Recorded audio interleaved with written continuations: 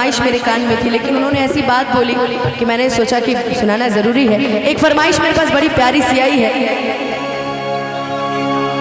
आइला हो बारात करे या कि हमसे बात करे, मांगे में मोबाइल नंबर लगातार हाथ धरे, कि गोरी फूला झाड़ी बारू है ना कि अपना राहुल पापा के परी बारू, कि गोरी फूला झाड़ी बारू पापा के परी बारू, अलग लू पसारे तू तपा यार फराहत वाली चका चमारा तारूमा पियर फराहत। आइला हो बारात कर है कि हमसे बात कर, मांगे में मोबाइल नंबर लगातार हाथ धर,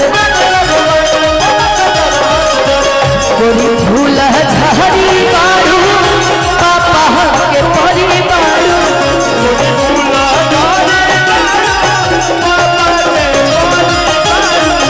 लगलू पसारे तू तपा पियर फराहत वाली चका चमारा तारूमा पियर फराहत। ए भाई भाई भाई भाई, अच्छा कितना लोग के दिल के ये गाना होई जब ही वो उस समय में जब हिट रही गाना कि कितना दिन से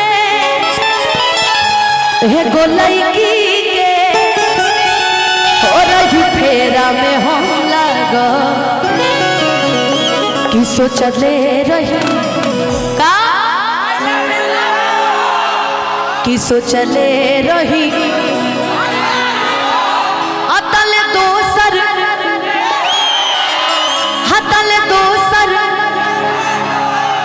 भैया आप इतने प्यार से मुस्कुरा क्यों रहे हैं?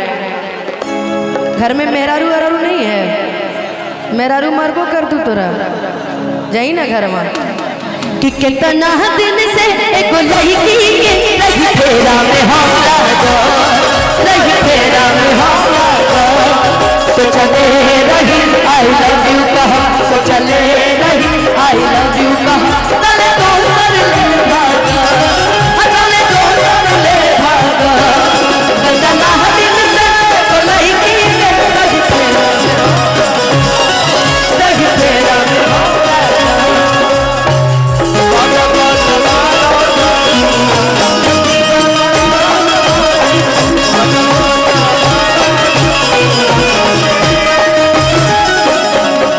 अच्छा कभी बारात में गए कि नहीं?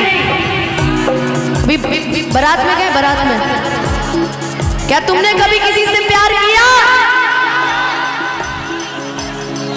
किया कि नहीं किया ये बताओ। दो बार कर लिए। चैनल वाले को ज्यादा प्यार नहीं कर रहे हैं आजकल, हर किसी से प्यार कर रहे हैं ये लोग।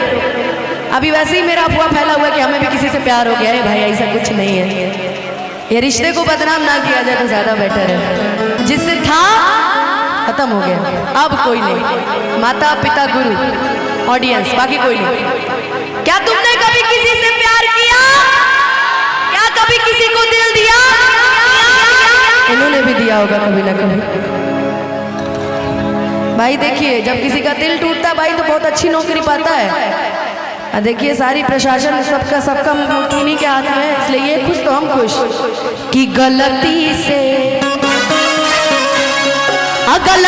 ये जान टकरा गई हो, गलती से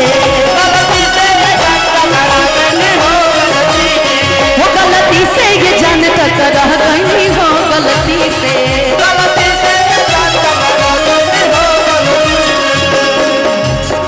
कि लड़की के देखी पगल बड़का अल्लाह के की भांग के आगिल बड़का, कि कहरत सारा बारू अब बुझो तबारा बारू, कि कहरत सारा बारू अब बुझो तबारा बारू। आने आ गया अब भड़केलू कैलो मजा पियर फराहत वाली कचा कचा मारा तारुमा पियर फरा हो कह के बाबू तू हमारा गदार हो लगे लफुअन के जेठ सरदार हो चली देख टुक ना हम फेसबुक खाली झूठों के पागल या पतरे मर जोर सकले सकले जवानी चढ़ सकले सकले बढ़ावले खतरे खतरे बढ़ावले खतरे खतरे कमरिया पतरे पतरे आज का जमाना लालू पीर वाला हाथ वाली